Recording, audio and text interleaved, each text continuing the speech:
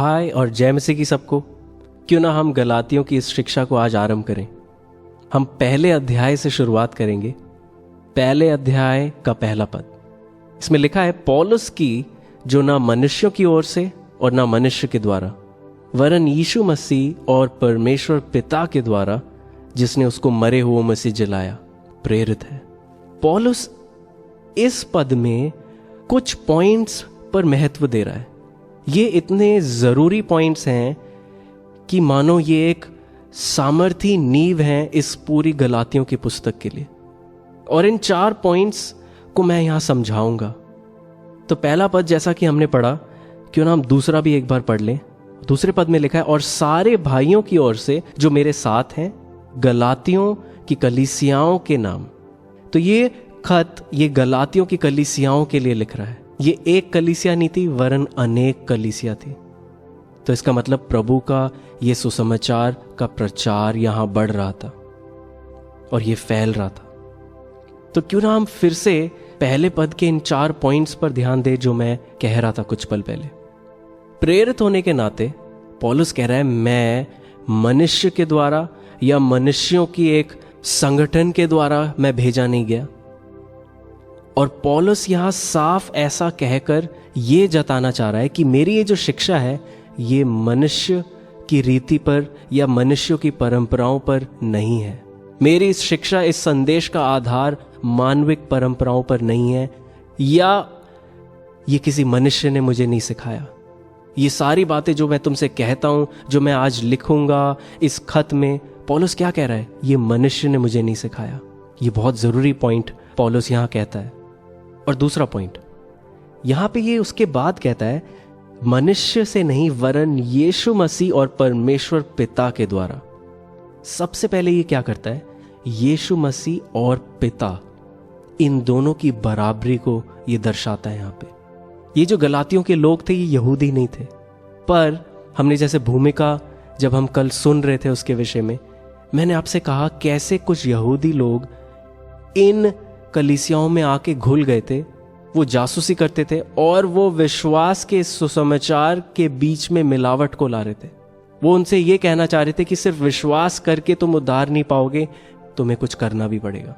दूसरा पॉइंट जो मैं आज आपको बताना चाहता हूं वो ये है कि सबसे पहले इसने प्रभु यीशु मसीह और पिता परमेश्वर की बराबरी को दर्शाया कि ये परमेश्वर है, यीशु मसीह परमेश्वर है और पिता परमेश्वर, इन दोनों ने मुझे भेजा है।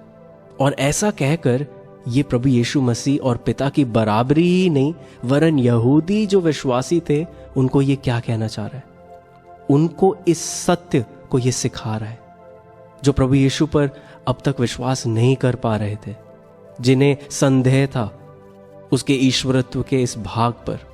पौलुस इस सच को उनके सामने रखता है। और उसके बाद तीसरा पॉइंट जो मैं आज आपको कहना चाहता हूं वो ये है, ये आगे जाके कहता है कि जिसने उसको मरे हुओं में से जिलाया। अब ये क्या सिखा रहा है यहाँ पे, ये कह रहा है ये जो मैं अनुग्रह का सुसमाचार का प्रचार करता हूं तुम सबके बीच में, ये जीवित परमेश्वर के पुत्र के विषय में। और इस बात को ये सामने रखता है कि यीशु मसीह जिसका मैं प्रचारक हूं और जिसने मुझे भेजा है वो मरे हुए में से जीवित है।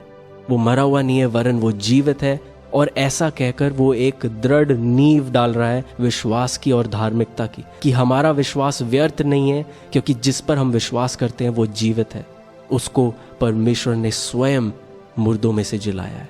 और वो इस चिट्ठी को गलातियों की कलीसियाओं के लिए लिख रहा है। जैसा मैंने पहले भी कहा कि ये सुसमाचार का संदेश ना केवल एक कलीसिया वरन बहुत सारी कलीसियाओं में फैल गया था। प्रभु का काम वहां बढ़ रहा था और उन सब के बीच दुष्ट रुकावट को लाता था व्यवस्था के द्वारा। कहीं ना कहीं इस अनुग्रह के सुसमाचार के बीच में वो मिलावट को ला रहा था।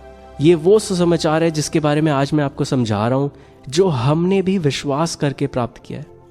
हमने उद्धार कैसे पाया, हमने कुछ किया नहीं उसके लिए, वरन हमने क्रूस पर जो कार्य हमारे लिए प्रभु यीशु ने किया उस पर हमारा विश्वास जब हमने किया, हमारे पाप क्षमा हुए, हमारी मृतक अवस्थाओं से हमें जीवन मिला, हमने चंगाई को प्राप्त किया, छुटकारा हमने पाया और ईश्वरीय शांति हमारे हृदयों को सुरक्षित रखती है।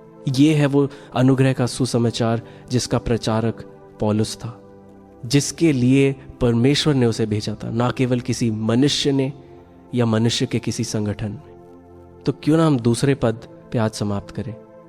जैसा मैंने भूमिका में भी कहा कि गलातियों की ये पुस्तक अनोखी है, ये अनुग्रह के सुसमाचार के बारे में है।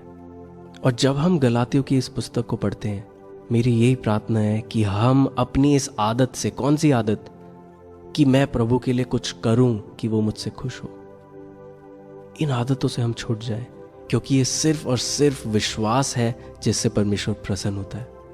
तो आज के लिए इतना काफी है। परमेश्वर आपको आशीष दे। थैंक यू और बाय।